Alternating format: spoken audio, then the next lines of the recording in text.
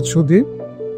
বাংলাদেশ সমবায় একাডেমি স্থানীয় সরকার পল্লবী সমবায় মন্ত্রণালয়ের অধীন সমবায় অধিদপ্তরের একটি প্রশিক্ষণ প্রতিষ্ঠান, একটা জাতীয় প্রতিষ্ঠান। এখানে সমবায় বিভাগের ক্যাডার কর্মকর্তা থেকে শুরু করে সকল পর্যায়ের কর্মকর্তাদের প্রশিক্ষণ, পাশাপাশি সমবায় নেতৃবৃন্দের প্রশিক্ষণ এবং সমবায় সমিতির সদস্যদের আইজিএ বিভিন্ন প্রকার প্রশিক্ষণ দিতে।